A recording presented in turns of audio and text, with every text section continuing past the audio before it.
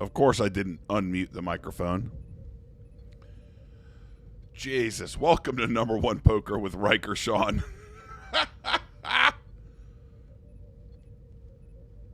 Nodak, welcome. Yes, hit that like button.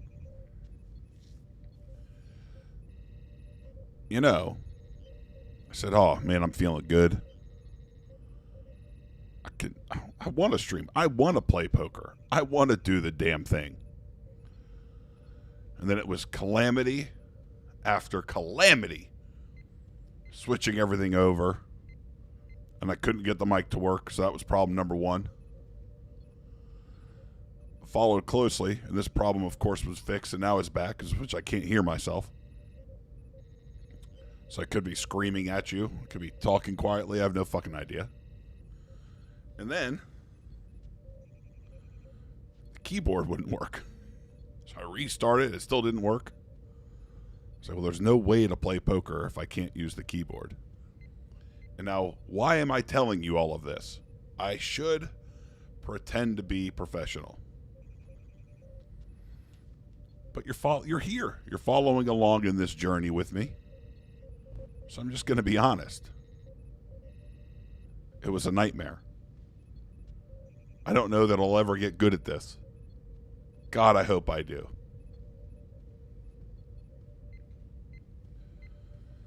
It's much easier when I have everything set up ahead of time and I can test it first. But here we are. So let me move some things around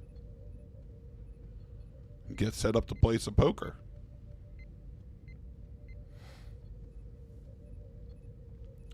Travis Litch, welcome. Laura Reuter, howdy. I'm glad you're here. Please hit that like button. If somehow you're watching this and you're not subscribed, go ahead and subscribe. It's absolutely free. The next big milestone is 500 subscribers. And they're ticking up every day. And I really appreciate you.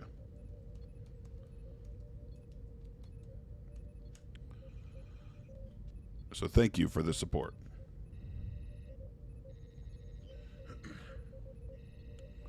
All right. See why this thing's yelling at me.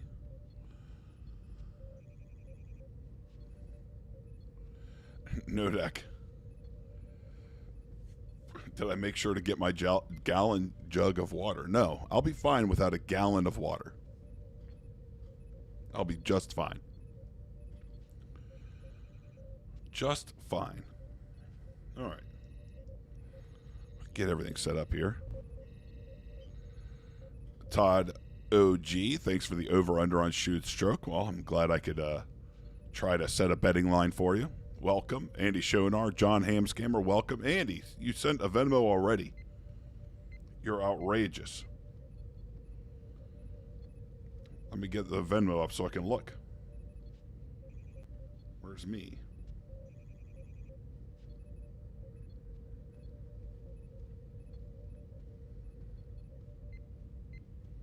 I'm not even on the Wi-Fi. Good Lord. Goodness gracious.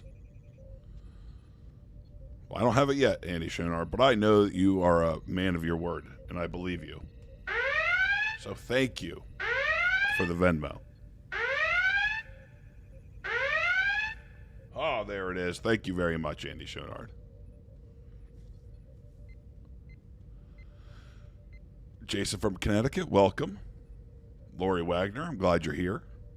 Yeah, I was feeling pretty good, so I was like, why not? Well, let's play some poker.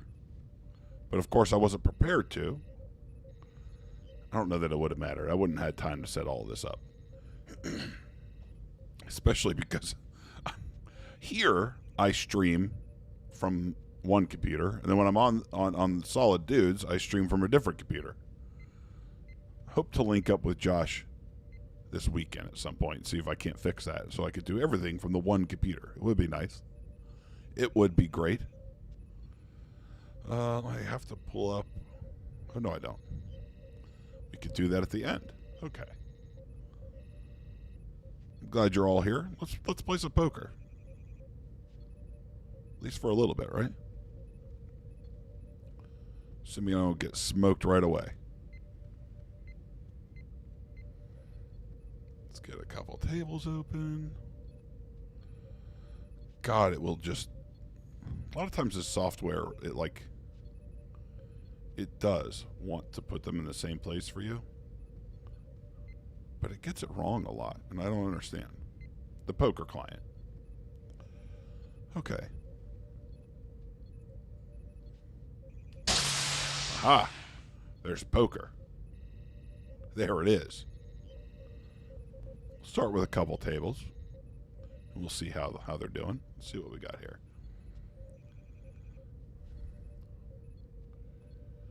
I have never hopped on a table on this site where there's so many stacks above the buy-in. So the max buy-in is $200.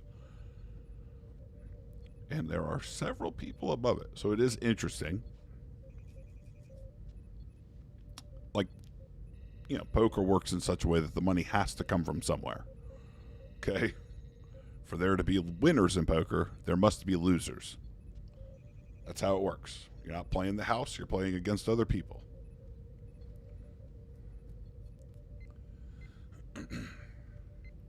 Andy Schonard asks, "What's your thought on Rounders?" I really enjoyed the movie. I haven't watched it in a while, many years, but I mean, it was you know, as somebody that was into poker, it was definitely great. Like it was exciting to see poker, like a poker movie. You know, and I think they did capture a lot of that feeling. So, you know, if you're not into poker or you miss that era, I could see not enjoying it. But I really like it. Oh, Jason from Connecticut, you're absolutely right. The days of Poker Stars in the 2000s, early 2000s there, God, they were good. And you say off is closer than you think. We'll let go. It was great.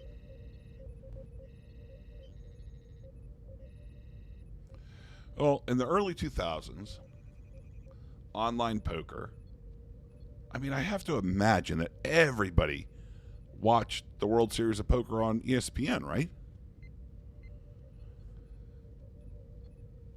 I mean, it was everywhere, right? So that's when I got the itch, and they advertised all of those sites, Poker Stars, Full Tilt. I mean, they advertised everywhere. You know, it was crazy.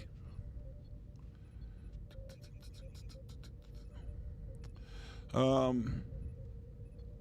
gonna check. So how this is a very wide configuration. I open. They called blind versus blind. They have so many Ace X and Jack X, but Ace X, like, if we focus on that, they call with all the offsuit combos, right? Ace 9, Ace 8, Ace 7, Ace 6, like offsuit. They call with all of those hands. It's a lot of aces. Just, you know, there's not a lot of room there to run a bluff from out of position. So you kind of check. If I can get it to the river, maybe I river 1 bet as a bluff.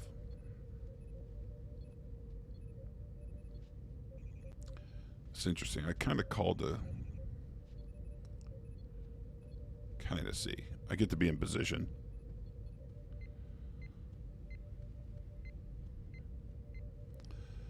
It's not a good flop for Ace 7 of diamonds. Yeah, certainly. Everyone thought everyone could win at poker then. And they weren't wrong.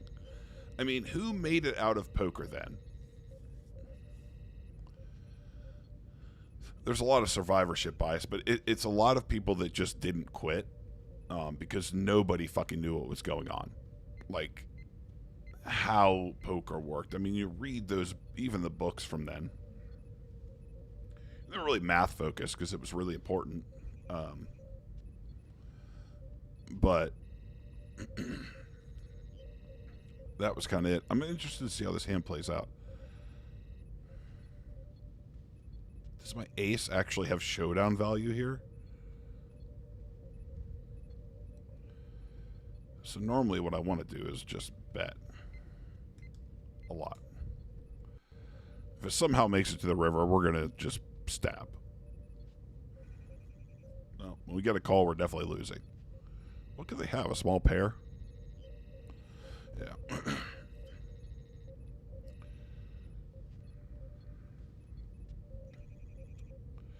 Gotta stab at it, though. Yeah, so the poker math was getting thought about, but really what was supposed to be happening in the game. I mean, it was really unique. It was a unique time.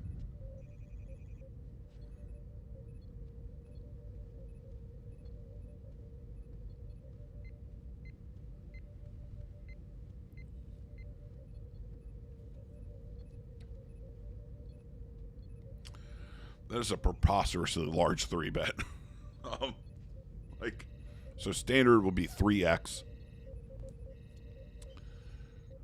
And they are more than 4x.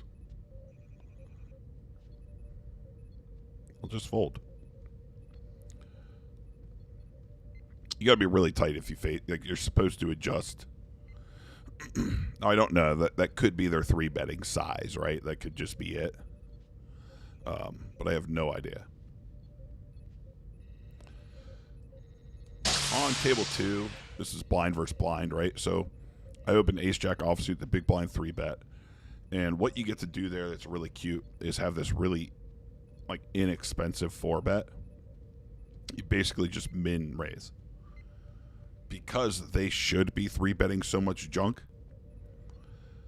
you get to have these candidates, that have blocker properties. Like, having an ace is great, having a jack is great. So,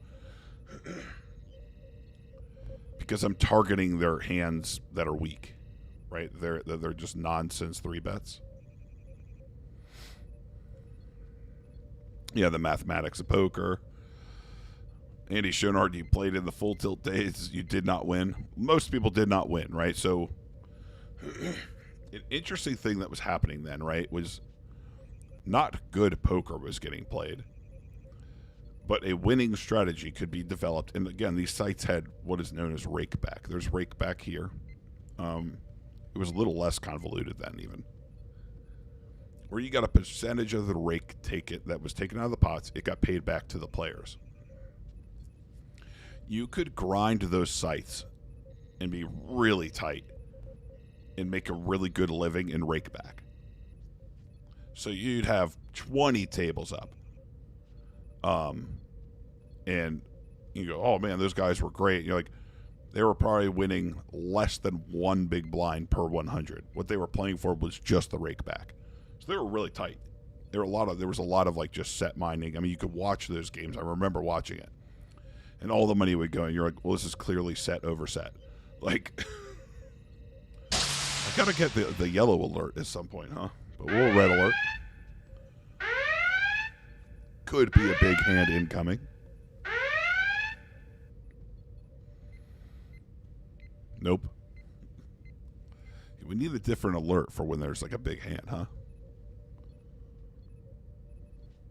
This weekend I'll get to work on the Sounders a little bit.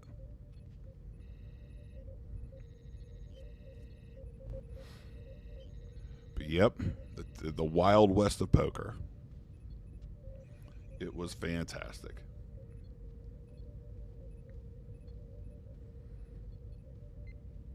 Oh, Mr. John Rage and Todd OG and Andy Schoenhardt again. Thank you so much for the Venmos. You are too generous. Far too generous. You get the red alerts. You get the photon torpedoes. Spread. You get it all. Thank you so much. I do accept Venmos. You can see it on the left at Riker Sean.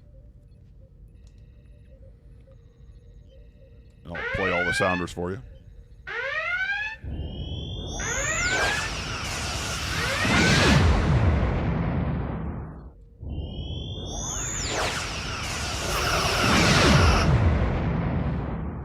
Yeah, I don't know that I could pick the yellow alert out of a lineup.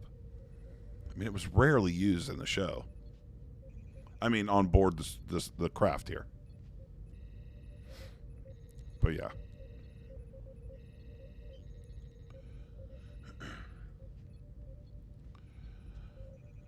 Yes, I will. With these generous Venmos, I will order myself a stream deck. And then I have the real joy of trying to figure out how in the hell to set up the lights to interact with it. Which, through a lot of Googling, I have not come up with much.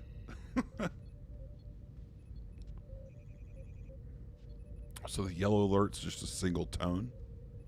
Well, I'll have to loop it.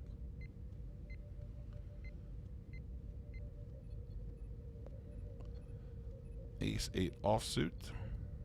This is actually a good 3-bet candidate. Right, if I could steal the $6 now, great. If they 4-bet or something, it's an easy fold.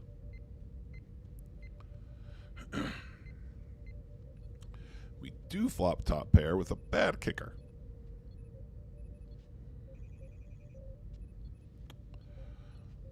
A 3-bet pot. We'll check, right? So, like, it's easy. Like, we want to try to think about our hand and rank it. It's not super high up on the power rankings. You know, so it's worth, like, it's thin value. Maybe it's worth a bet, maybe 2 in the best scenario. But we'll check again.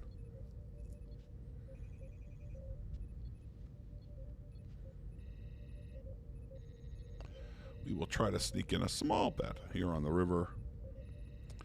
Actually, God, what might a king call with? Go a little larger.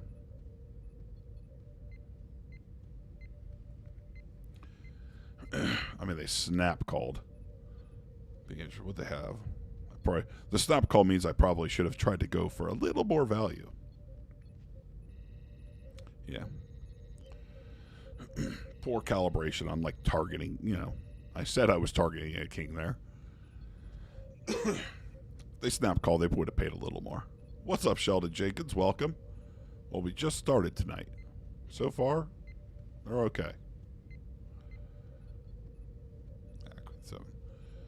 So far, the cards are fair. We'll see. You know.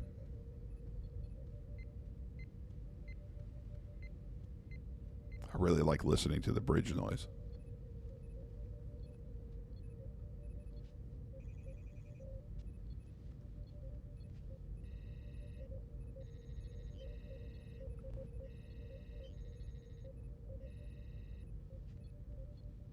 It's so soothing.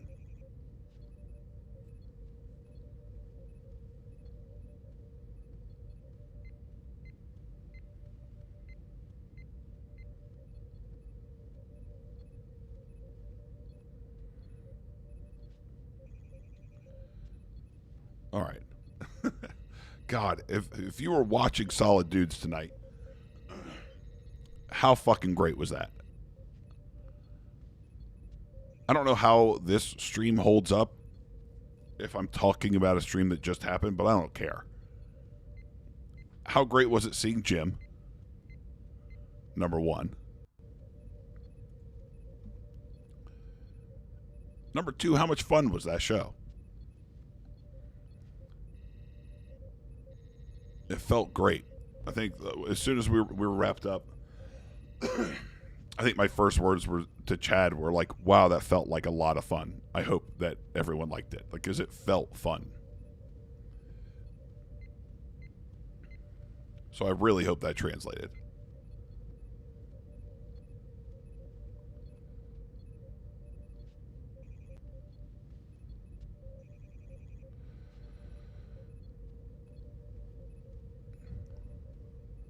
Oh, Sheldon, you had a crazy PLO player sitting at the 1-2 game with you tonight. So if he's putting in $50, so he would do it no matter what? Straddle, whatever. Okay, so this is the second time this person has used this large 3-bet size, but I haven't seen a showdown.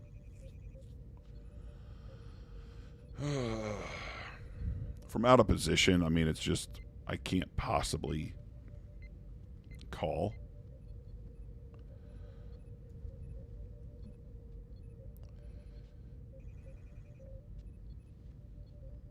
It sucks I haven't seen Showdown. I don't know what that maybe that's his only 3-bet size. Maybe his size is just huge.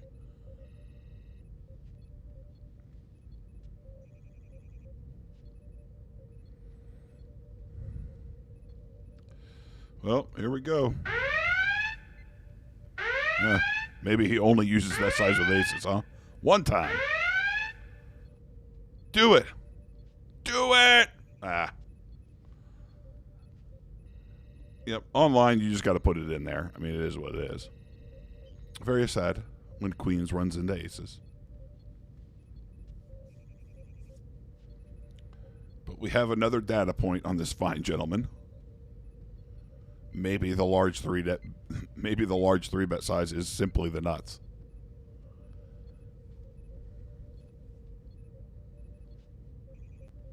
It is possible. I guess I got the torpedoes, huh? Got hit.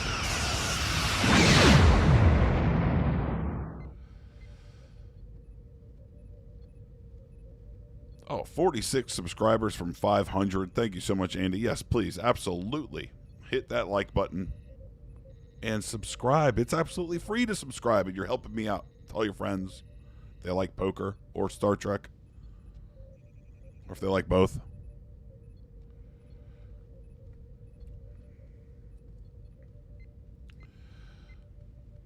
Yeah, if you have a crazy person at 1-2, I mean, you're just waiting for the nuts, Sheldon.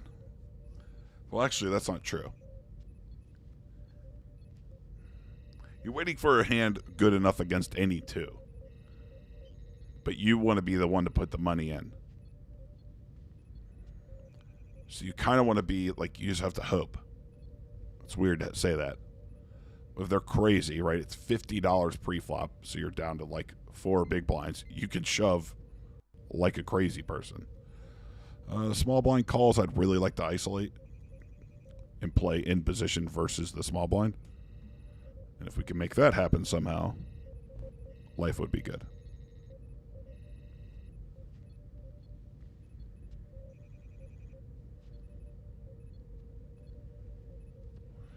Or to scoop $10 is always a good result.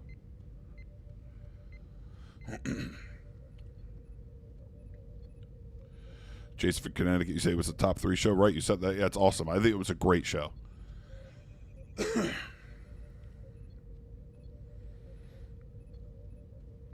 Has Jimmy been in contact with y'all? Andy, you heard it's not a bit. The contact with Jimmy is sparse. I mean, he'll text me about shows, about the show and stuff, but it's few and far between. Yeah, running into Rocket sucks, guys. But yeah, Todd OG, the first. I don't know how you guys feel about it. I don't, but like, I'm okay with it being uncomfortable. Like, to me, that's really funny. Like, which is probably shitty to say, but like, it's okay with me. Okay, so this guy has a flatting range. It sucks that he's on my left. I'm really interested in this player because he's like on my left, so it sucks. You really want, like, weaker players on your right. So money in poker, just naturally, because of position, flows to the left. It's how it works. Because position plays such an important role in poker.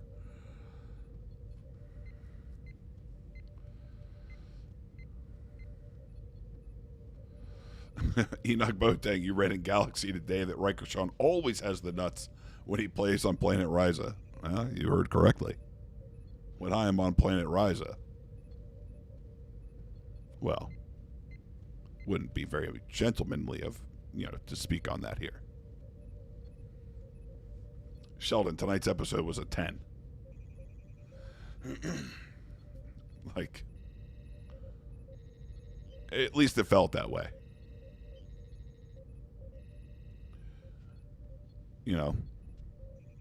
I don't know.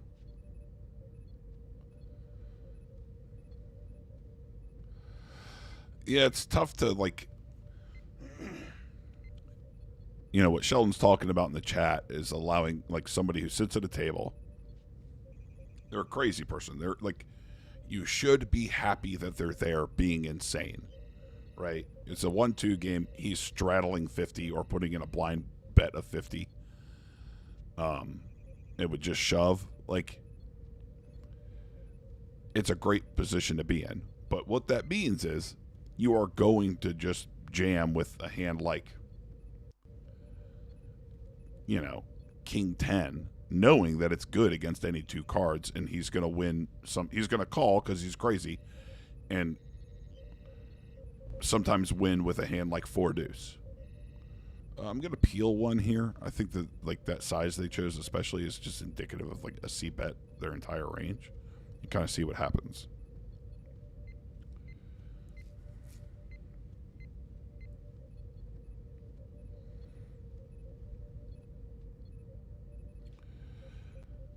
Yeah, we'll let it go now with a pair. With a horrible pair. Andy, can I explain in detail how money flows to the left from betting position? Yep. So, okay, here I'm the small blind, right? But in the next hand, I will be the button. I will be the last to act all through the hand. Well, technically the big blind's last to act, but post flop, I have relative position. Okay? When you're the last to act post flop, you have all of the edge. Like, you get to decide how the hand plays, right? If they check and I check, then we see the next card. If they check and I bet, then, you know, I've reopened the action. But I always have the last action. And it's really hard to overcome that, right? So the out of position players, so this person, for example, if we see a flop, is at a pretty major disadvantage, right? Their equity realization is poor. It's hard for them, even when they have a good hand, they don't necessarily get to dictate what happens, so it's hard to realize that equity. But from in position, like, I always get the most information. I get to know that they checked to me. Like, it's great. Like, I get to see what everybody does. So my equity realization is like, I have perfect information. Whereas from out of position, if they bet, they might get raised by 2 people. If they check and they have the nuts, it might get checked through. They don't get to check raise. It's just harder to make money. So the money goes like this. It's just how it flows on a poker table. Very naturally. Enoch says it was a great episode. Thanks. Sheldon, yeah, the weather was so good. Like, I wanted to definitely not be at work and get out on one of the bikes. Kimmel, you love the discomfort. Good. Me too. Enoch asks, oh, you weren't here early on, Enoch. Someone asked about Rounders. I like it. It's a good movie. Jason, yeah, talking about maniacs at the table. Yeah, I mean, it's a great situation. That doesn't mean you win. It just means the situation is great. And that's the tough thing with poker that is hard for a lot of people to, like, wrap their head around. Is that you want this person at your table. You want them there torching money. That does not mean you win. Sometimes it means you lose with aces to nothing, to 7 deuce, because that's how it works. Like, you know, in poker, you learn the low frequency event happens that often. You know, if you're an 80% favorite or a 90% favorite, guess what? 10% of the time you lose. And it happens exactly that often. And it sucks. Like, it feels bad. It feels shitty. It feels unfair. And, you know, you got to accept that.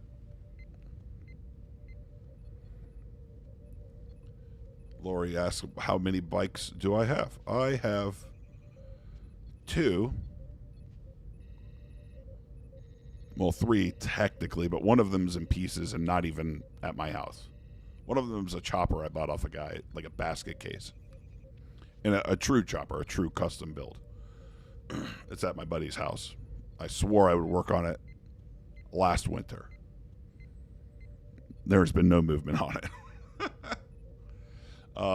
But I have 2 that I keep.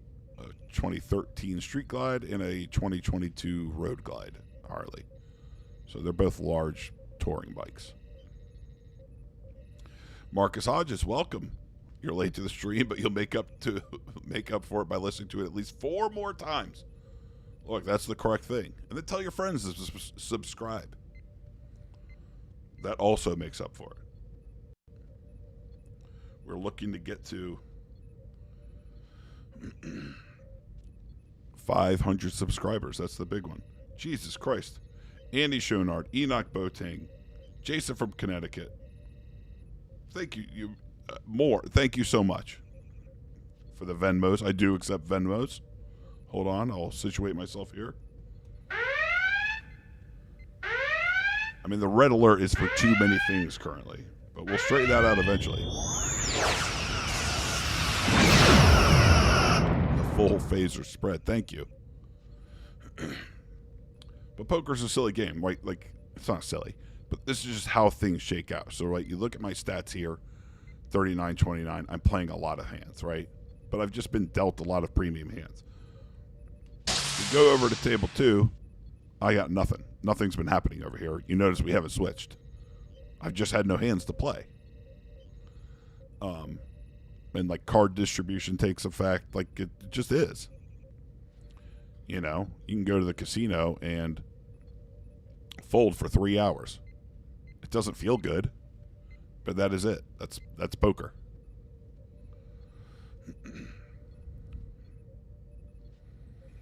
You could be so dead that you're excited to see pocket 5s in the small blind and go, well, life is no good when we see an ace high flop.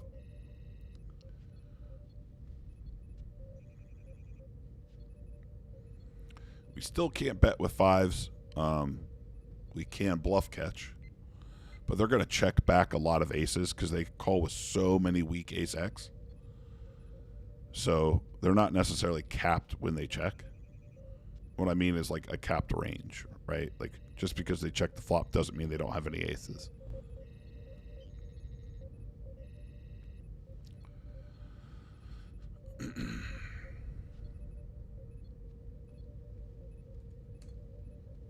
I'm just going to fold pocket 5s. You just have so much. It's hard for me to read Venmo messages. Because I have to pay attention to poker. Especially this hand. Hold on. Over on table 1. I 3-bet the cutoff with ace queen off. And this guy cold called. Which is like not a thing. So I'm going to proceed cautiously. But I am going to bet. I have top pair, top kicker. I don't know how to perceive his cold calling range. Like, is it a lot of pocket pairs? It might be. Like, he might be the type that calls with, like, 4s and 5s and 6s and 7s. And it could be some suited ace X type hands. So you kind of bet small and proceed cautiously. But you don't want to go nuts if they start piling money in. You know, I think my hand is like good value there, but we got to be careful. Enoch, you want to play a game, but you refuse to invest the time it takes to get good at it. Well, it depends on what you're trying to do, Enoch. I would think God, especially if you're going to play live. Like, again, I've pimped this particular group, but on YouTube, there's Hungry Horse Poker. They're really good. Their free content is better than anything you'll get out there, especially for live, low stakes. And really, you start to think about the game in the way that is presented there by Mark. And if you're trying to think about the game in that way, it's a huge help. Online is a different beast, right? Because there's a lot of different things happening here. And you can't really assume that all of these players are fish.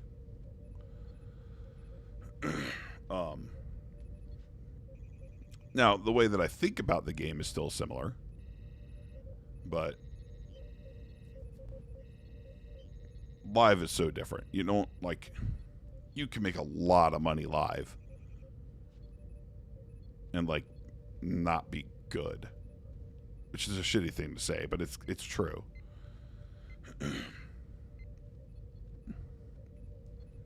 A lot of live players have a lot of massive leaks. There's just nobody there to exploit them, or not enough people exploiting them, so they can have these huge errors. And again, you're only seeing like 25 hands an hour, so like how you're just not getting punished appropriately. Online, you know, if you're two tabling, you're seeing 120 to 150 hands an hour. When I four table, it's about 300 hands an hour sometimes, depending on the speed of play. But generally speaking, it's 250 to 300.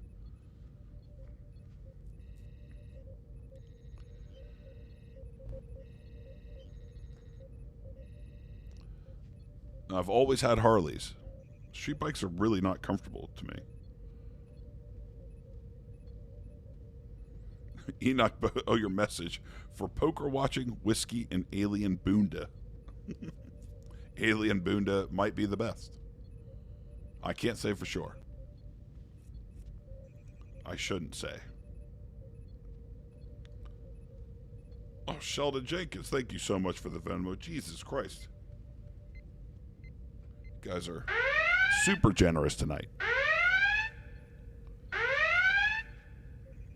Super generous. Do I find myself doing a lot of math for pot odds, or is it pattern match from the hands you see? The pot odds model matters a lot. But you just like learn things quickly. Like you just kind of memorize the pot odds model. Like I think I've shown the chart before. I'm in a hand, so just hold on a minute and I'll pull up the chart. For those that haven't seen it, pocket sevens here functions fine as a call or even a 3-bet. God damn it! This was the other night when I streamed. How can you flop top set and not be pumped? But on a monotone board, life is difficult, right? Because I don't expect it to get bluffed very often, but I'm in a weird position where I don't want to check raise huge. It checks through. Here, I can't really play for a check raise.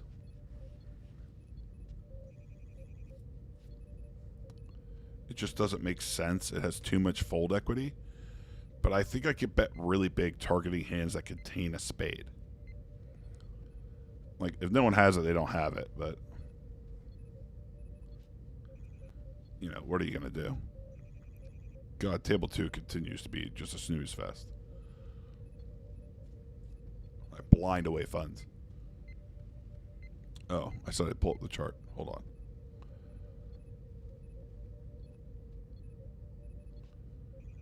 We will sit out briefly. Whoa, it's huge.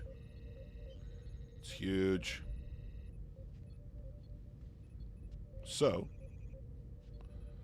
this is like your convenient little cheat sheet, right? And there's a math equation. I don't even know it. For calculating pot odds, it doesn't matter because you have cheat sheets. So, when somebody bets pot, we'll use this one because it's easy to work your way from pot size, which is, 100% of the pot. As the caller, I only have to win a third of the time. Okay, that means 2/3 of the time I'm supposed to lose if all things were equal, right? If this person had the correct amount of bluffs to value bets, but just the basic pot odds model. Like, if I'm calling a pot size bet on the river, am I going to win a third of the time? Now, of course, this doesn't really work on, before the river because there's other things to do. But getting 2 to 1, I need to win a third of the time. They're supposed to have 2/3 of their hands they bet that size with should be value. The other third should be bluffs. What tweaks this crazy, right, is you go, this person does not have these bluffs. So when you're holding a bluff catcher, all of a sudden, when they're like almost never bluffing, your bluff catchers make more money when you fold.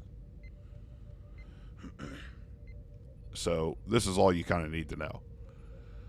Like in the converse, right, when I like bluff on the river, if I river one bet, so I go, does it work more than 50% of the time? And the question is, can I get them to fold more than 50% of their range of all of the combos of hands that they have? And based on the action, you try to assume, like, well, given what they did or didn't do, you go, yeah, I think I can get them to fold almost all of their range. That's way more than 50%, right? And you just kind of remember this from here, right? So if you can remember getting 2-to-1 calling odds, you only have to win a third of the time. Like, well, if you're getting 1.7-to-1, you need to win a little more and a little more. But this is important because when they bet a third pot and you only have to win 20% of the time, it means 80% of the time you lose when you call, right? So if you think that you win even 22% of the time, it's a profitable call. And that's kind of how you work that out, right? But again, when you start to see these weird situations, like when you get in spots where you just go, oh, well, they're never bluffing here, then all of a sudden all of your bluff catchers are folds. Because then every bluff catcher's the same. Right? Even if you have top pair, top kicker, and you say, well, it's a bluff catcher because they've taken a line that is so under bluffed, well, that's no different than pocket twos.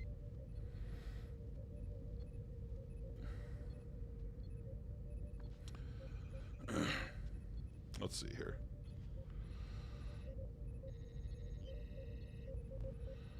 Yeah, online is tougher. The players are better. The weaker players get kind of raked over so fast that they just don't exist because they get punished. And like you see, this is a flip, right? So before the flop was dealt, it was a coin flip. Jacks had a slight edge, but with 2 overs, it's 6 outs. And slightly more technically, the flop could come in such a way that they have straight card outs. But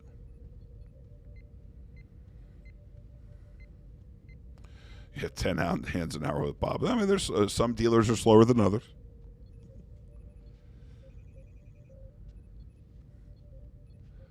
Proctor. Lori Wagner talking about the Lego Enterprise. Who's Proctor? I don't know who that is, Lori. I'm not following.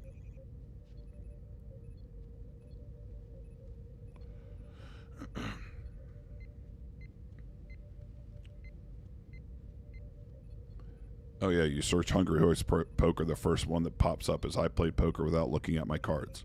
It's actually a really, really good video. I mean, it seems crazy, but kind of what he's so good, effective at showing. And this is a person that everybody knows, everybody that he's playing with has consumed his training in one way or another, right? They've watched the video. Like, in theory, they should go, oh, I'm playing against Mark.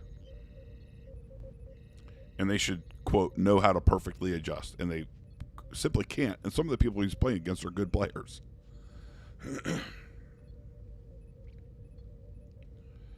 But that one's actually a really good video to watch because, and you see me here all the time, right? A lot, and this is really true in live poker. It's less true online. Your cards don't even matter because the opponents telegraph their hands to you. So it doesn't matter what you have. It matters what they don't have. And then you act accordingly. Another reason online and live is so different is online. Oh, the prospect. I don't know if I could trust him to do it. My biker underlings. He's a prospect. He's not an underling.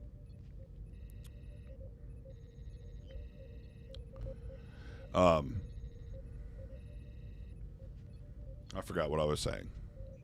Oh, between online and live. It's stack depth. So here, everyone starts with 100 big blinds. You can't buy in any deeper. I've converted to big blinds. Now, some people have built up larger stacks, right? But I'm still the effective stack if I'm in the hand. That dictates the depth and the SPR, which is the stack to pot ratio. Live, you're 200 big blinds deep or more, generally. Now, the games in our local casino, there's a lot of short stacks, but you account for them.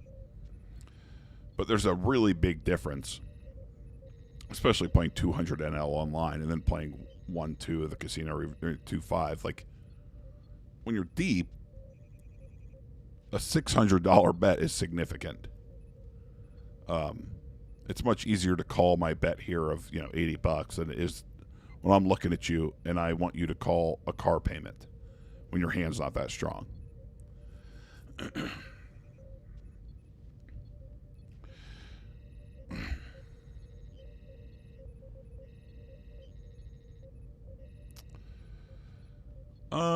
My favorite dealer at the casino, I haven't given a lot of thought. They're all really, as a whole, we're very fortunate to have a lot of good dealers here. Like, genuinely. I like both Zachs a lot for different reasons, but I really like them both. They're both good guys. And they're fun to talk to.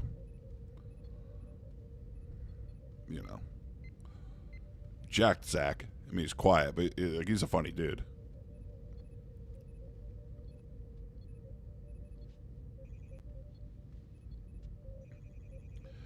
You're not wrong, Enoch, right? So part of a big component in live poker is this is not true once you're dealing with like really good players, but I don't know where you'd find them. I'm talking, I play 5-10. It's a big game. It's a lot of times in most casinos, it's the biggest game they run.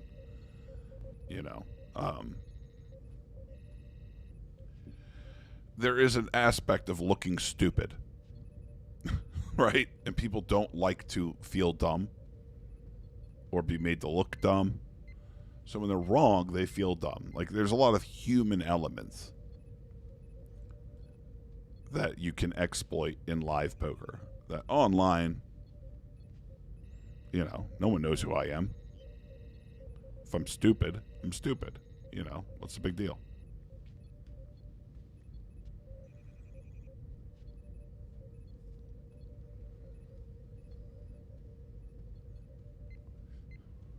And the amount of money matters a little bit. Again, like 200 NL is what you'd call this, right? 1-2 online is like, quote, you're like your first, end boss. Like, as you're moving up the stakes. Because they are significantly worse below this. The skill level.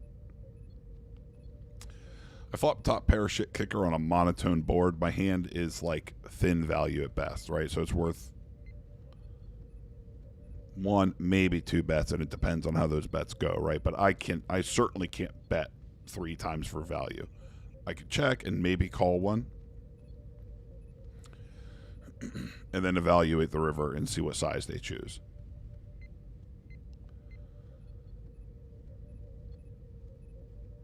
I think it's going to check through a lot, and I'm going to win. There's something to be said, maybe, and I should have given a little more thought of betting, but I don't think betting's good myself. I could check and call a lot of sizes. Yeah, he had just a weak ace. Whereas if I bet, appropriately, and I go, well, I'm really targeting those weak aces, I could pick a good size.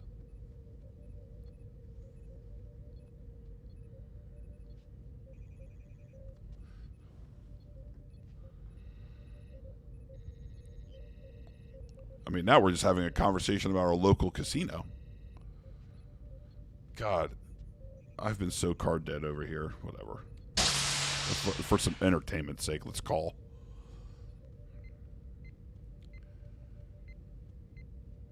We fought a gut shot on a monotone board. The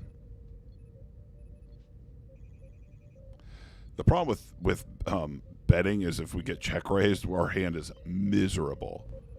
We get there on the turn. We're going to size up. We're targeting hands with a diamond that can call one bet.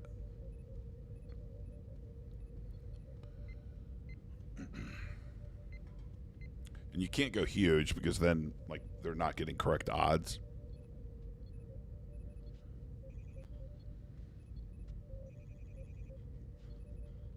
Yeah, Jack Zach rides.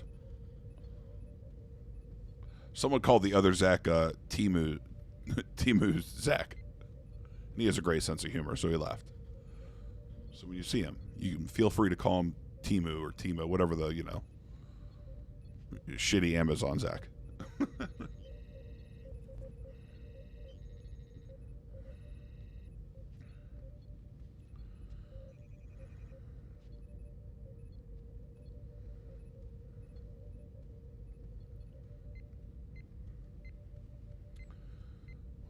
Checking the Venmo there. You guys have been beyond generous tonight, so don't think you've done more than enough.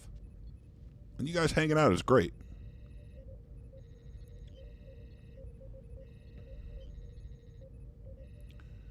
Especially when I'm all ginned up after a fun show.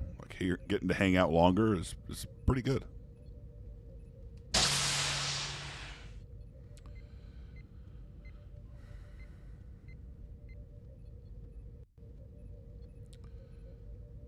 A good habit to get into online, and I'm bad at this, right, is starting to tag weak players so I don't have to remember everything. I could just give them the general, he's weaker. And somebody that doesn't have the auto top-up on is not a reg. Right? So anytime I fall below 100 big blinds, my stack auto-replenishes. Any regular player, that's how they have it set up.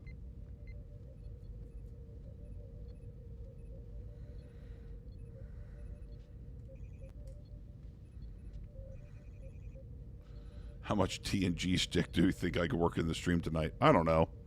It's it probably sounds like a lie that I'm watching a ton of TNG, but I am. But I just don't retain all of it so well. I've watched so much.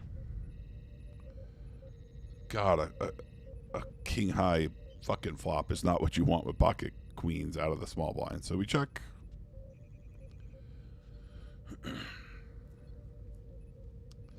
I don't expect a weaker player to stab this board that often.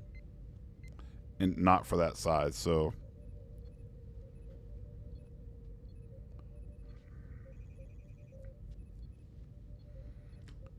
I'm just going to fold. I mean, it seems crazy, like you should call one, but fish don't overstab those flops, like king-high flops, and they don't stab for that size.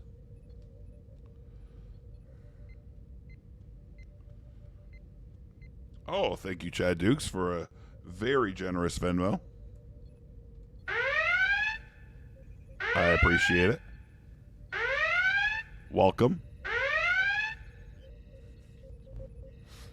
Everyone said they had a good time with the with Solid Dudes earlier.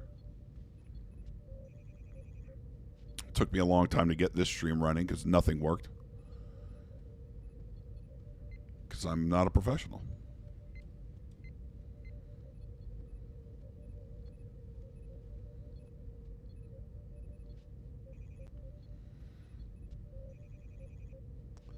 I have to restart at, well, I've been watching so much TNG and falling asleep with it. I've had to take a small break. This is unfortunate. So when you're basically set mining, you're supposed to have literally, I'm right on the border. You're supposed to have 10x the bet to even for it to be technically correct.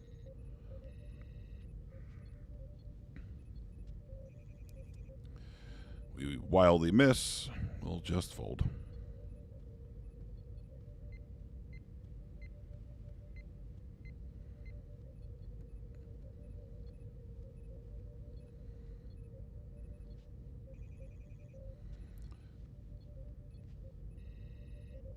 Yeah, Captain Jean-Luc is always a badass. Always. You get any action with Kings? Probably not. I've been getting no hands. This guy's tight. Number one poker with Riker Sean is very soothing. Thank you, Marcus Hodges. And yeah, Dukes doesn't lie. Does not lie. We'll bet half pot and hope that he has something I can call. No. Of course not. We will never recover the $200 we've already lost with queens running into aces. I never made a bet about getting a face tattoo. That would be crazy. That would be ridiculous. I'm covered in tattoos, but I don't particularly care for face tattoos on anyone, and I certainly wouldn't get them. I have hand tattoos. I'm like, face is too far. Neck, I'm okay with. Face is too much.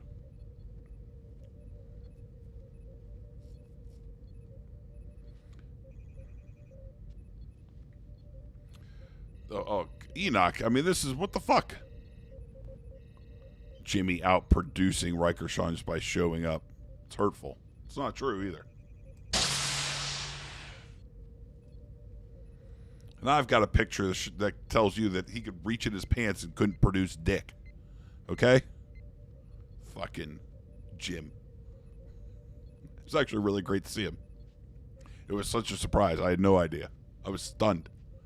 My reaction was genuine.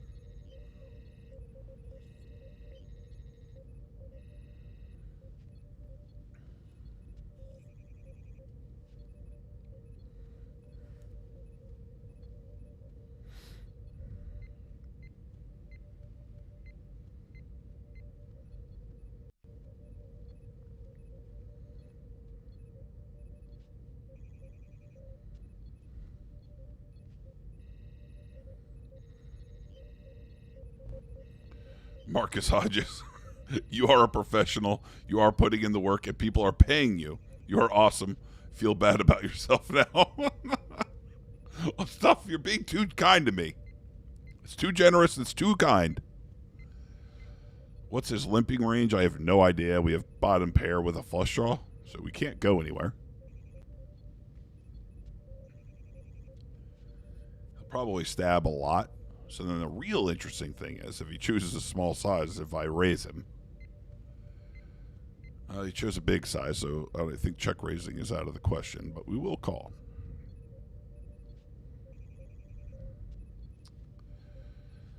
Eight pairs the board. I have way more eights in my range, but does this person know that? What I was considering there was leading, was donking the turn, was taking the betting lead away, basically. Because they never, not never, but basically never bet the flop that size with an 8, but I can call with an 8. So when the turn pairs that card, like, you know, I get to bet a lot, and they should start to fold a lot, but you have to question whether the player is capable of that happening.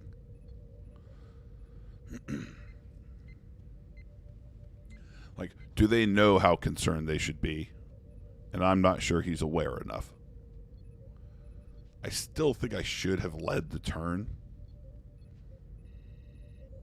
But, oh well. It's interesting to note that he picked that size with an under pair.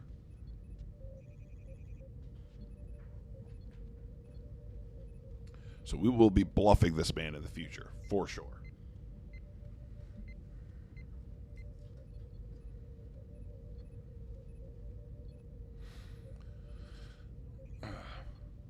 Dukes does attract thick-thighed male producers, but he doesn't lie. That's true. I think my thighs are reasonably sized. I'm going to have to just leave this second table. Thank God, actually.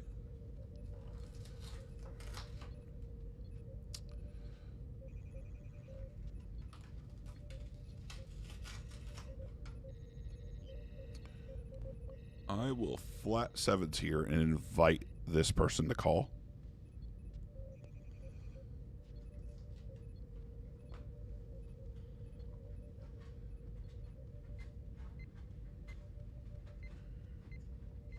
Sorry, I needed a beverage. So, like, this player, who's going to make more mistakes? It's like, well, them. And I get to be in position, and I get perfect information. This person's going to naturally check, so them checking doesn't necessarily cap them. They could still have plenty of 9s in their range. Like, checking to the pre-flop razor is just a natural thing. Ace turn's unfortunate because I have to fold.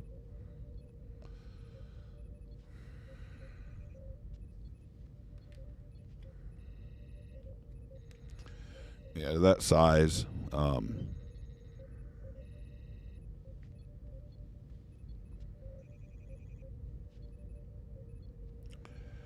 They got plenty of flush draws and stuff, but calling the turn to basically fold to almost any river other than a 7 is not a good plan.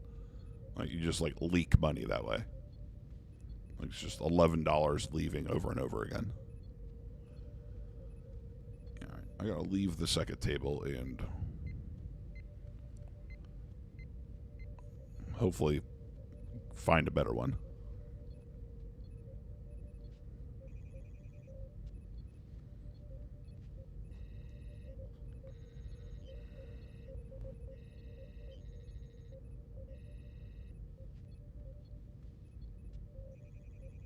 I didn't read Chad's message. He said, remember when you were screaming like a maniac at everyone at the beginning of Solid Dudes? I wasn't the one doing that. That was you. I screamed like a maniac at you a few minutes later.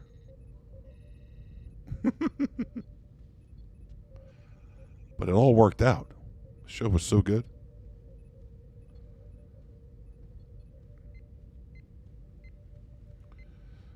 This is crazy. You asked me that question earlier, Enoch. This has got to be an error.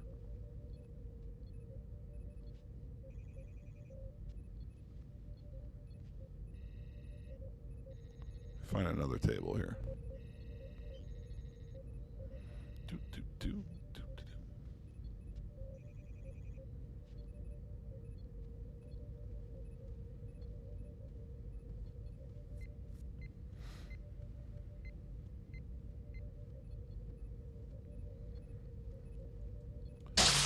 How's about the big boy table on table 2? How's about it?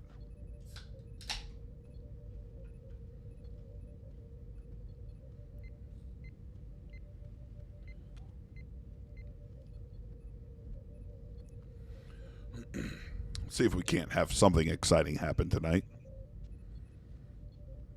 You know?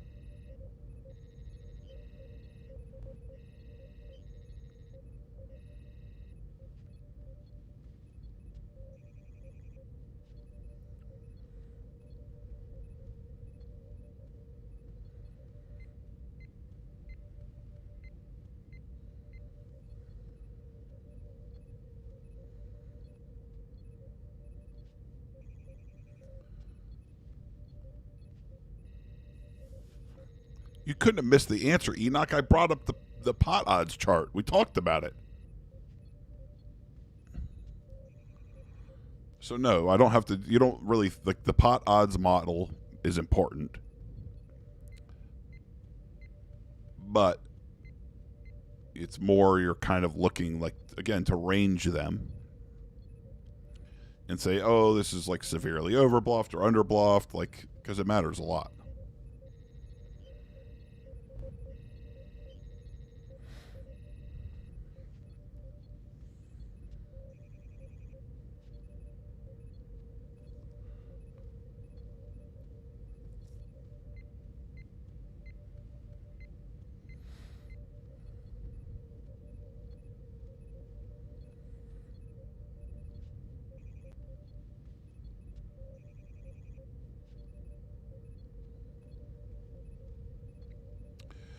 They call, we flop top pair, shitty kicker. And this is very wide configuration, right? We both have a lot of hands. We'll check here a lot. I expect them to check a lot.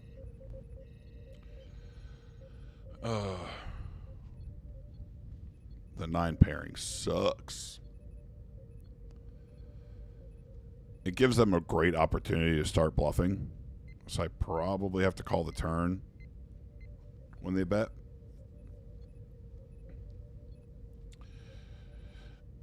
And see what happens on the river.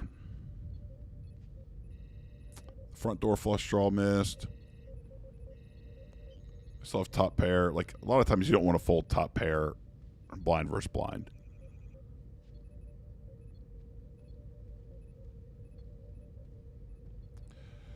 It's like 1.5 pot. Like,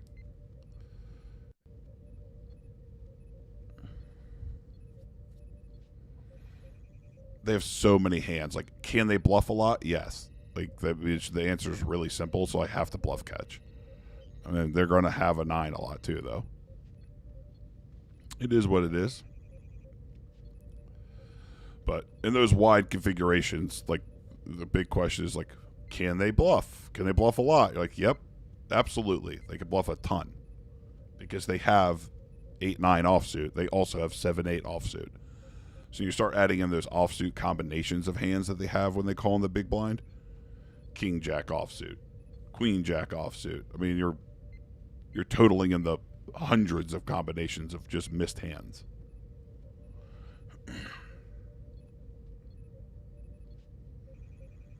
And we gave them rope, right? We were passive.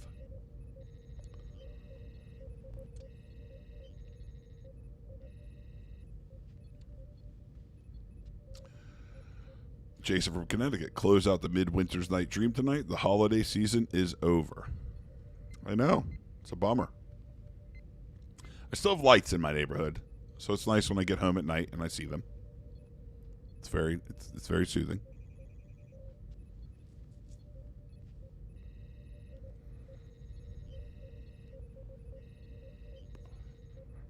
It's very interesting. He was the 3-better.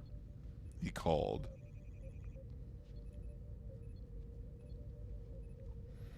Let's see what he does.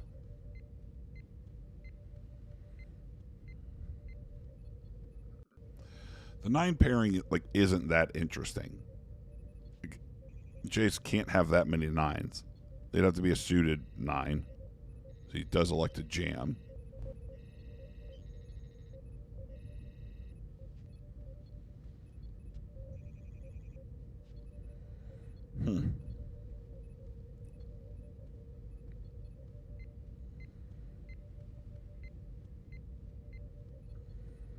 K9.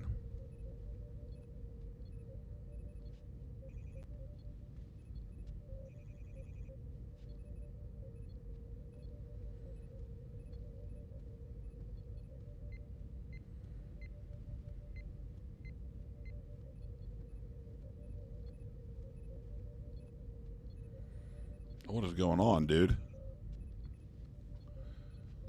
Let's play.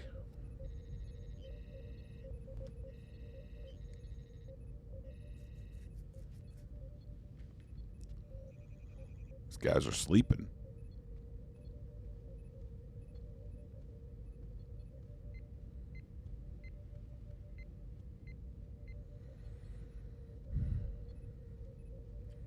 Sleeping.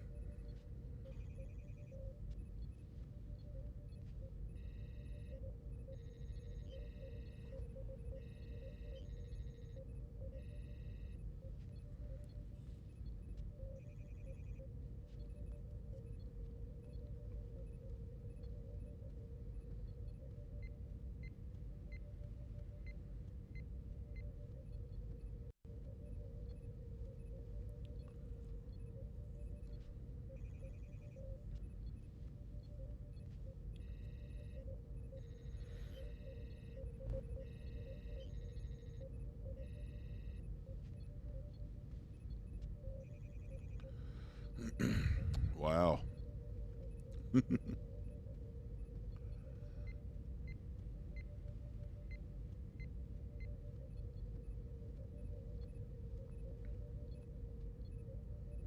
It's a real look on how poker functions. So it's just very quiet. remember when I was regularly sending videos to my coach, it could be so frustrating, right? So the way it was set up is I would four table for like an hour, maybe a little longer. And I'd record the four tables with me talking through my thoughts. But sometimes I would play for 45 minutes on four tables and just be dead. Right? And I'm talking it through, I'm doing whatever. Like nothing's happened. So I'm like, all right, well, I have to just discount that. It's like it never happened. Like, because what are we going to work on? What are we going to study with the coach when no hands were played? Then another 30 or 40 minutes would go by. Very little would happen. I'm like, well, I mean, again, we're barely in a coaching session here. So sometimes to get in, what would be, quote, an hour's worth of hands it would take 3 hours.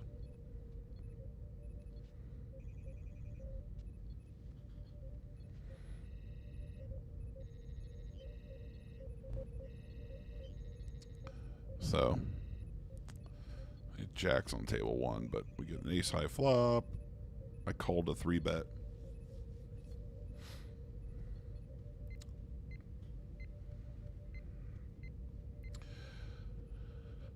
Yeah, doing it as a profession. What makes it feasible? Being a dummy, but just betting on myself. I mean, I play cash. I don't play tournaments. But it's knowing that I do have a win rate online and cash, even though all I'm doing is losing recently online, but that's life. But, I've played hundreds of thousands of hands online, and I, definitely have a win rate. Like, I'm, a winning player.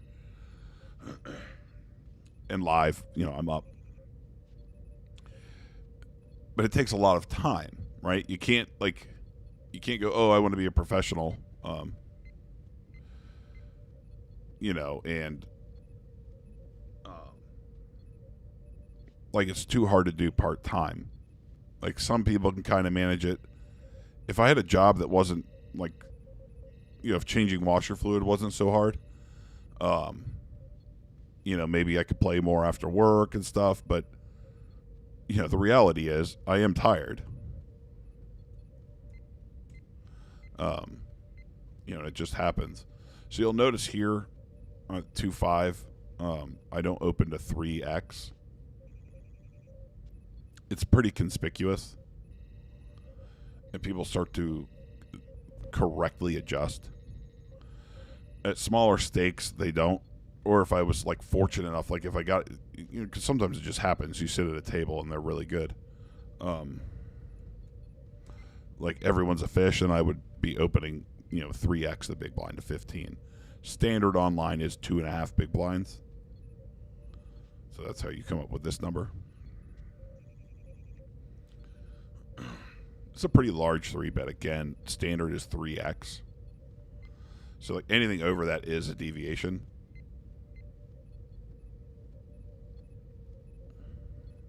King 10 is really close. It's like shockingly close, but we'll let it go. If he had gone a little smaller, I think it's actually a call, but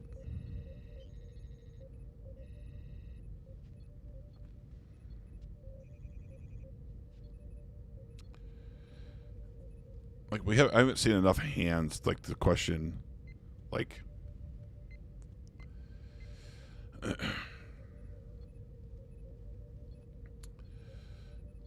like to form, like he could be getting smacked with a deck. Based on the sizing and what he's doing, I think that this is a pretty strong player. So we're just kind of looking for holes, right? People are paying me. Well, I think that just makes me a streamer somehow. I don't know. But thank you guys. You are very generous.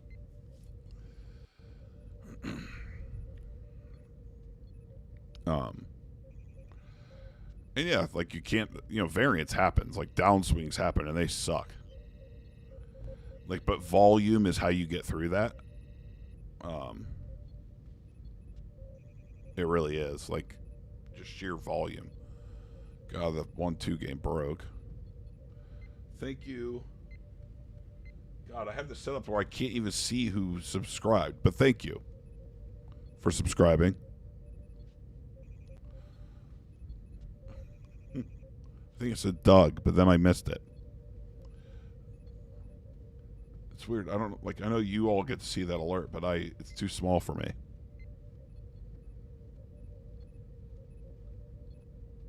But thank you. Welcome.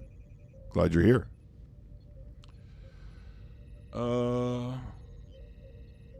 Your dad was a mechanic, Enoch, and he forbid you. It's a really good living. It has been more than fair to me.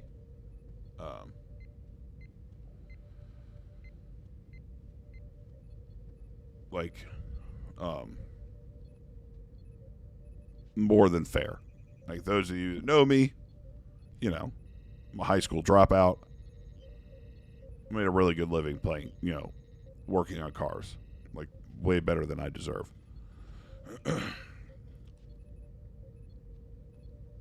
We're going to push this one. See what happens. I'm interested to see if he still aggressively 3-bets.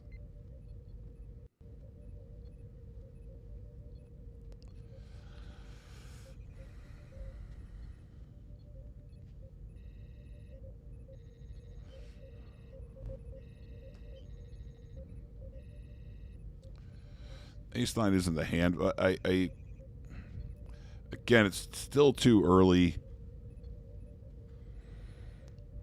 to know, but I feel like he's being too aggressive. Which is a really good strategy. I mean, if you can manage a good 2-5, it becomes more viable, like a reasonable loose aggressive strategy. It's hugely winning. It's just hard to do. It's really hard to balance because you see so many flops with weak holdings. But look, being a mechanic was a great career. Today, I look at it and I really question where it's going. And I've talked to some really smart people who I'm fortunate to know and are honest with me about the business and about the actual profit these shops are making. And it ain't much. I don't actually understand what's going on. I really question it.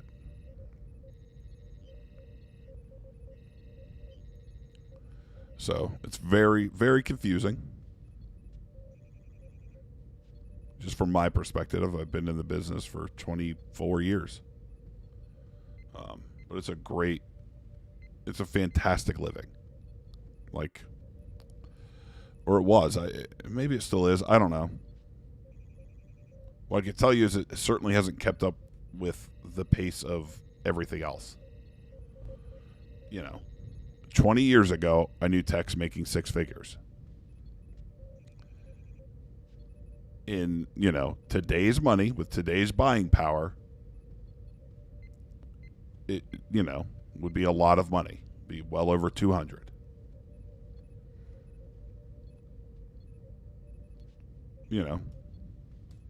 That is not normal.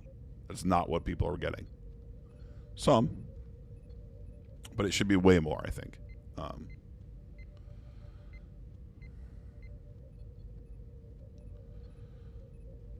Look, if you get a white collar job, I like it.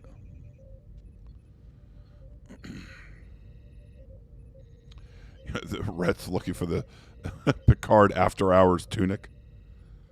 Look, finding a shirt was nearly impossible. You think I could find a tunic and one that would fit me? It's impossible, Rhett.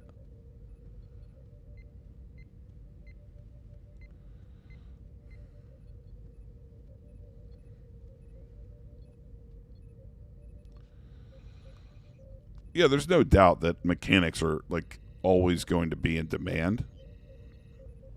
The real question is are we going to see some sort of reckoning in the industry? And I think the answer is yes. But I don't know what that looks like. We're getting pummeled.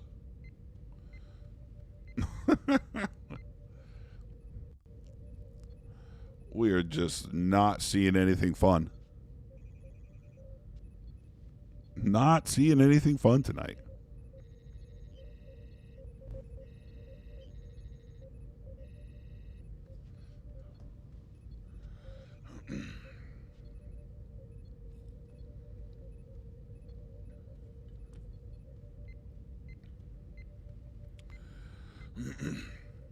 Yep, being a mechanic is it's there. It's very hard work. There is simply no doubt about that. But if you are willing to work really hard, you're capable of learning.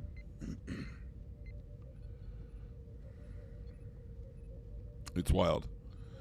You're not wrong about parts prices. They're fucking out of control, Enoch. They're out of control.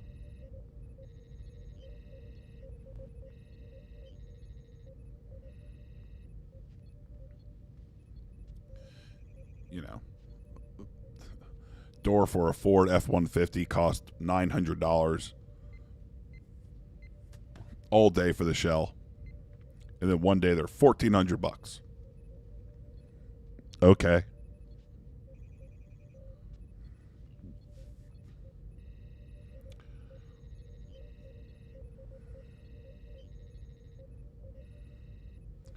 You know, you want a star screen. You swear I could figure out a star screen. You swear.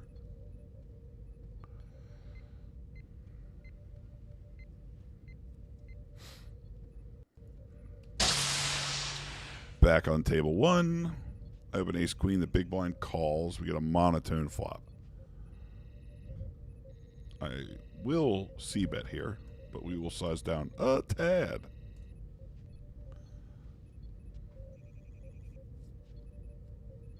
You get the visor and everything, Enoch. That's awesome. Yeah, look, me figuring out, quote, star screens is going to be an adventure on here. I think it's a whole thing.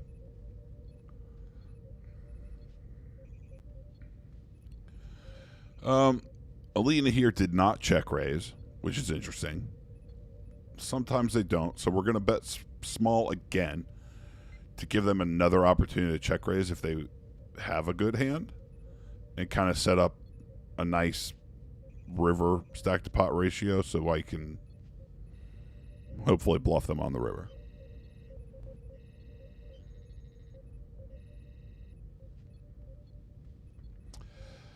Well, getting there is pretty nice.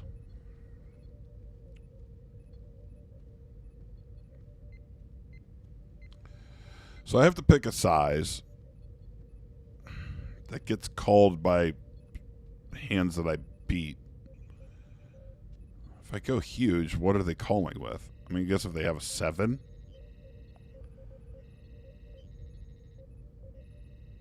I don't know. Let's find out. Have a 7.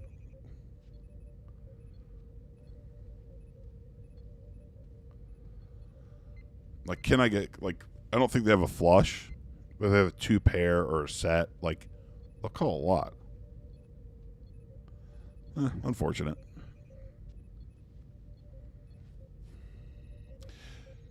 Probably got to size down. Nobody bluffs on fucking 4. On, you know, monotone, like on flush boards or where there's a 4 straight. Like, even bad players kind of recognize that. Probably going to just open that hand, but Queen Jack, really bad hand, offsuit. Looks reasonable. It's not. Hey, I can figure out the star screens. Oh, I saw that pic. I saw you, Enoch LaForge. I've seen the picture. You look great.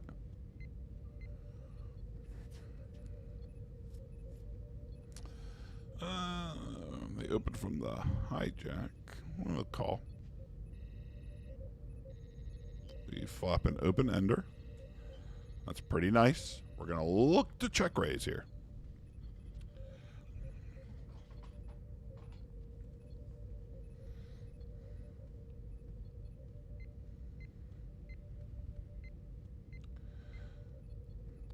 God, they bet a size that check raising now sucks. So I check raised to $30 fucking dollars. We'll just call.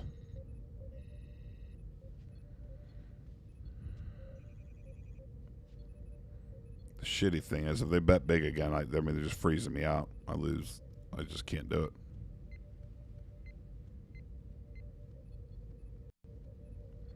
You know, technically there's 8 outs, but we don't actually know that. The hearts might suck. So we'll say that we have 7 outs.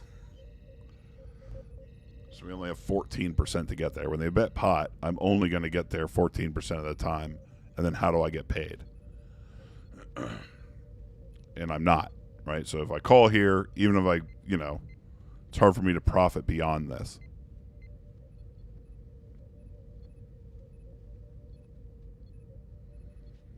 It's different if you're drawing to the nuts, but I'm not drawing to the nuts.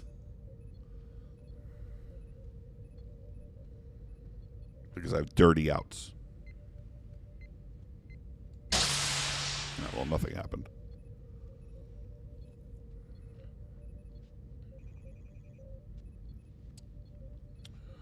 And we're going to have to call it here soon with another loser session.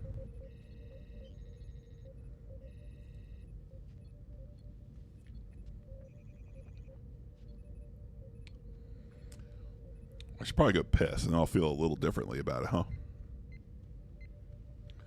All right, well, you guys stare at this boring screen.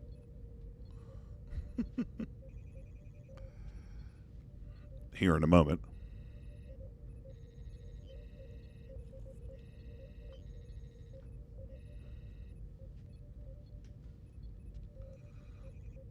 Oh, Lord, we got to play the hand.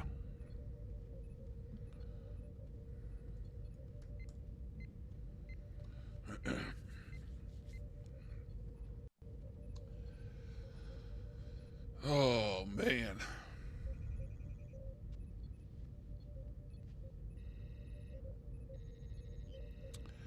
Again, I don't have a hand that I can actually put my foot down with. All right, I got piss. Hold on, where's that screen?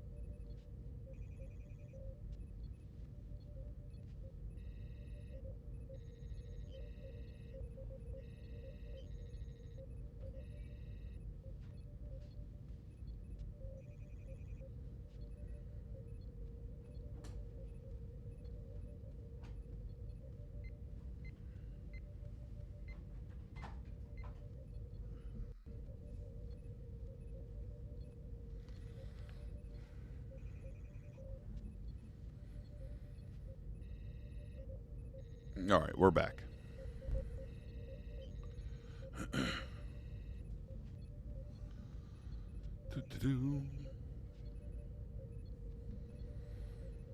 All right, so the interesting thing that's happened here, and now it's happened enough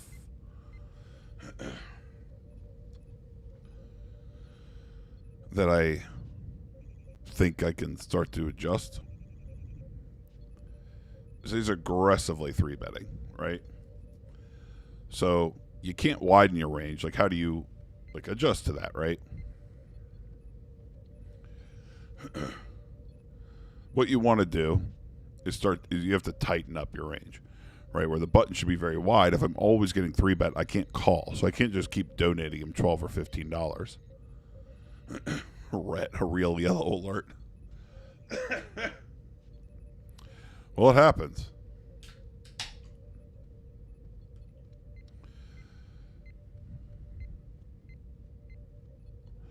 And he's done it to me and the person to my right, which is smart because our ranges are really wide. The button being the widest. I mean, other than the blind if it folds to them. So you tighten up, right? You can't open hands that would fold to a 3-bet when you know that you're going to get 3-bet.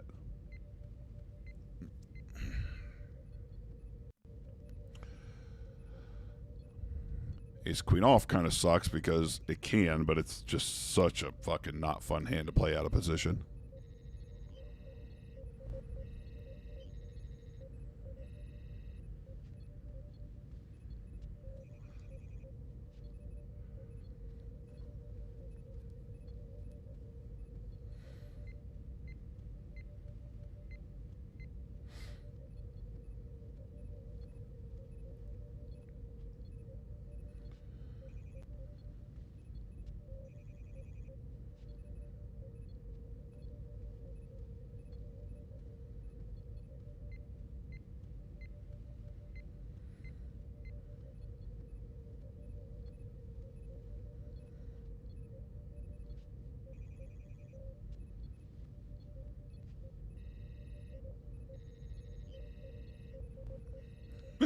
Enoch. Look, the ladies of Ryza, they're nearly as generous as you find folks tonight.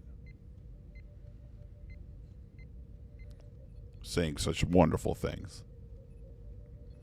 Now, they're definitely lying. This is another pretty smart adjustment, right? That you get to make.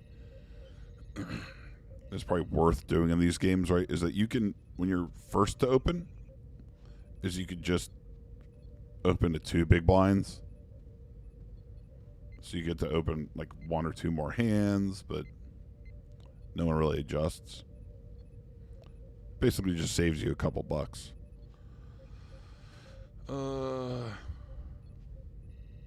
I've really no great prospects here, and when you call, like, I have so many better hands to call with. Pairs.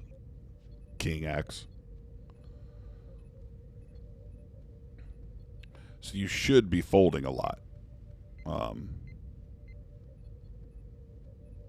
When you have a lot of hands that can fold. It's like, how do you bring the equities closer together? It's by folding a lot on the flop.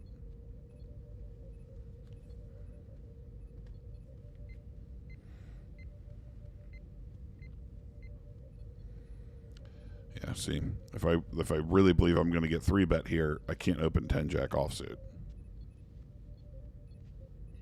So we just have to let it go. Which sucks, but I'm getting, like, punished.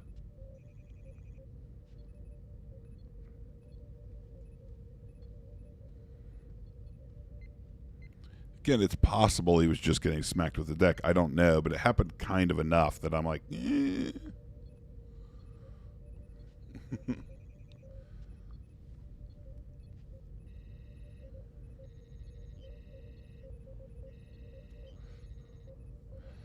I'm probably actually going to have to leave this table. I mean, everyone else is so tight that I'm not in a position where I get to make any fucking money. So table selecting is a real thing. Like, there's no obvious, nobody's punting off here. And I'm in a bad position relative to this guy. If us 3 are the most active players on the table and I'm here, life sucks.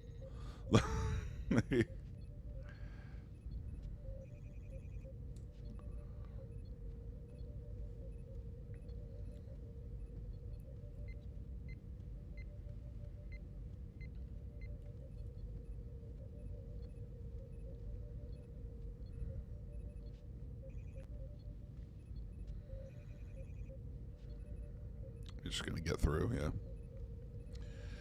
Yep.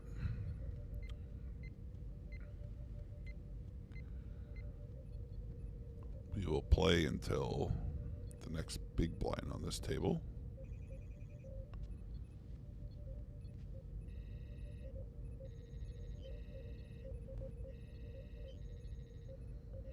What a bummer.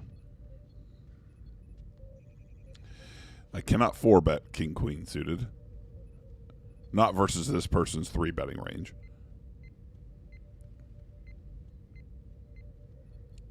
Look at the configurations different. Now that guy left. I mean, he knows.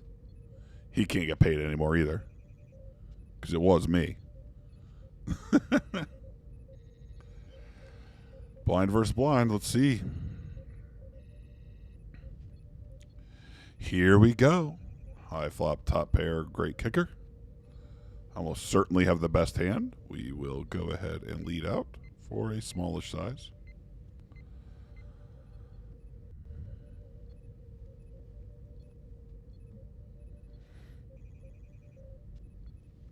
And sad he had nothing. Nothing you could do about that, though.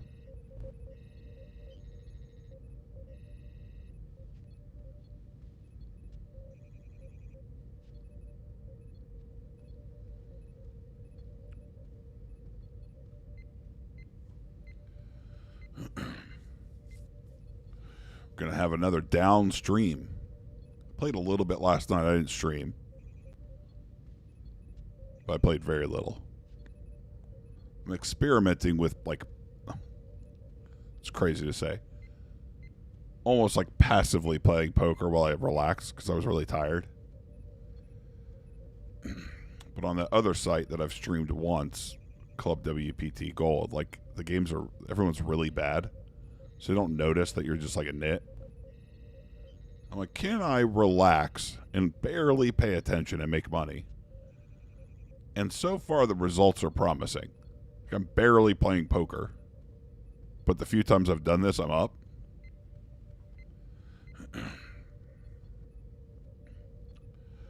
So again, it's not good practice. It's not how anybody should play poker. Not to earn the most. But can I, quote, relax and still play cards? The answer seems to be kind of.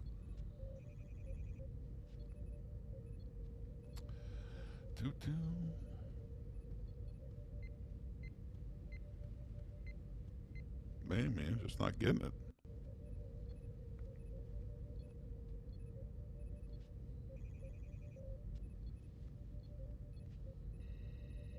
All right, there goes that one. Yeah, we haven't even been able to switch table. Like, there's been nothing fun happening tonight. It's a quiet night.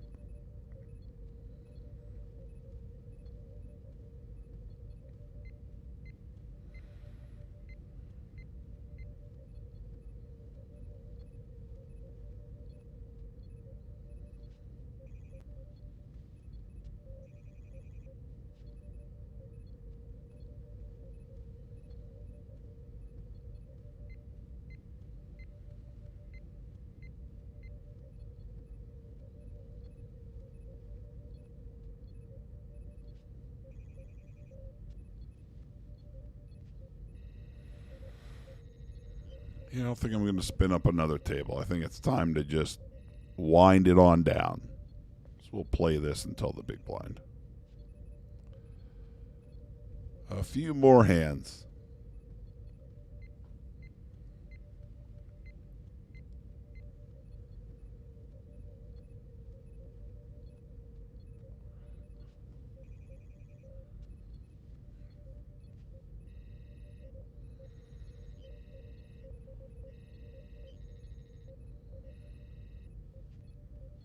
Like, technically, this table should be pretty good for me.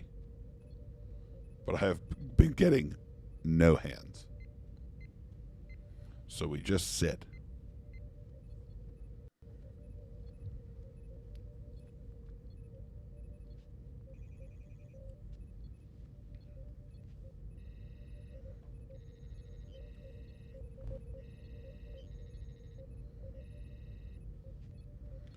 Adam Young, thank you very much for the Venmo.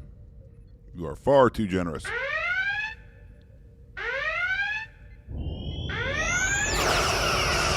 Far too generous, sir.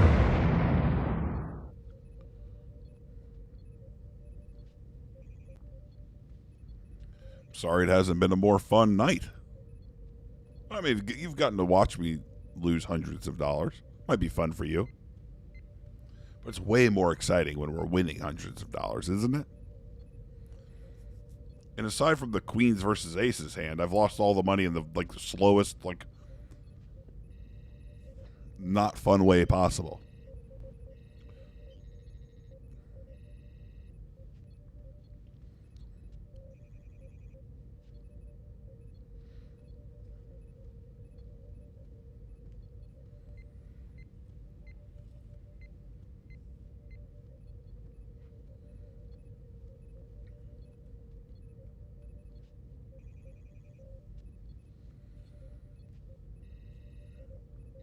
God, they didn't even give me any freebies tonight.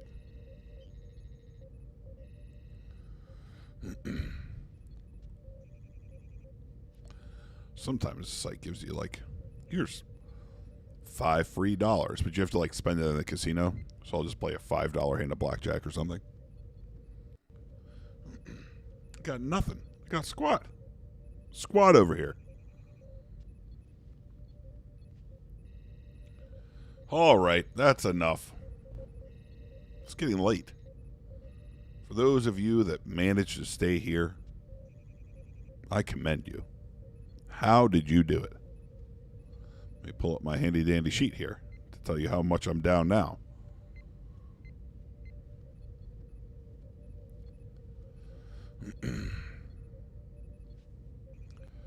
Let's copy this. Oops. Undo.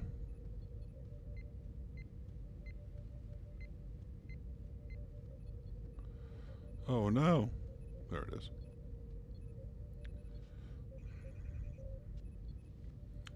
Let's see here. Oh. Copy that. Paste this. Go here.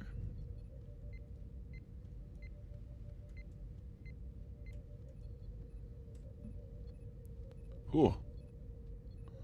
Tonight we lost $429.64. Which brings our new losing total $429.64. I have to build another spreadsheet still to do this math for me, because why would I want to do it? What was that number? 429.